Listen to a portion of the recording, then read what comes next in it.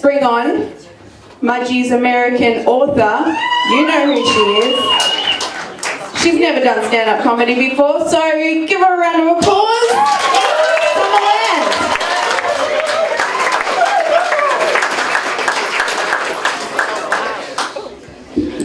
Yes, hi. Like Jess said, I'm Summer. And I think you can tell by the way that I just pronounced the R on the end of that word that I am American. But as of 2017, I am also Australian. Thank you very much. Yes.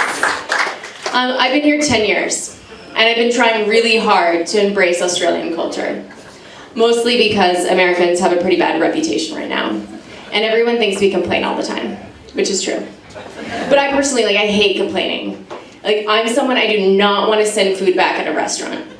But on the off chance that I have to, there's a 1970s bush of pubic hair in my food, and I have to say something, I just usually say, waiter, in Canada, where I'm from, we don't really know about eating pubes for dinner.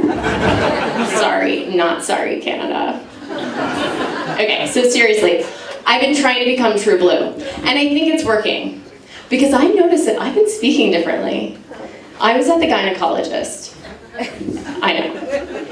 And she's like, tell me, what's going on down there? And I honestly answered, I was like, it's just a bit, how's your father?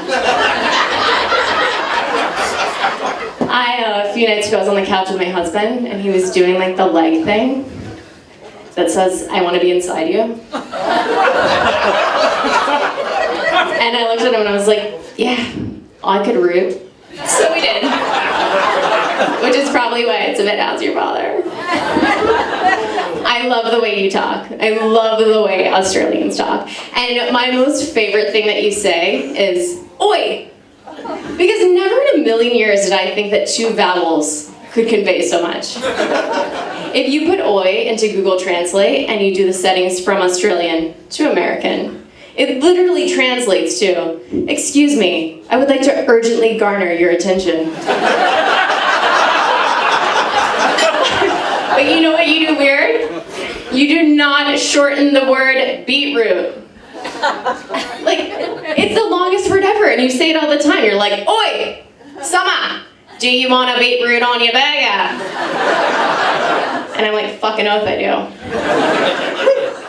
I was talking about it with this woman, Maud, on my charity committee, because I'm white and privileged.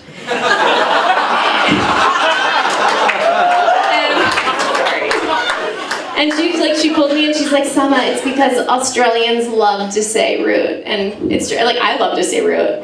And I also love to root. I have 2 kids to show for it. That's right, I'm a Mudgee mom. I'm a Mudgee mom. And you know what that means? I drink more wine than the average person. And I also spend a lot of time on my couch watching Netflix. Which, I know, American, I'm gonna complain, but I'm gonna fucking complain right now, because have you seen the Apple TV remote? Do you think that Steve Jobs set his team of geniuses down and said, let's create something ergonomically designed to slip between couch cushions? Look at how seamlessly it fits into my back pocket.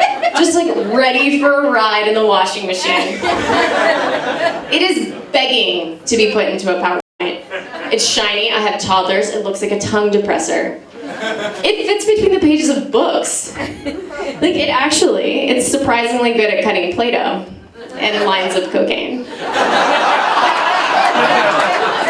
You know that TV show Snapped? The one where women lose their mind and kill their husbands? Usually for a life insurance policy. Well, I think anyone here who has an Apple TV remote can agree with me that if we have to ask the question, where the fuck is the Apple TV remote, one more time, that we're gonna be on that show just a little bit sooner than we thought.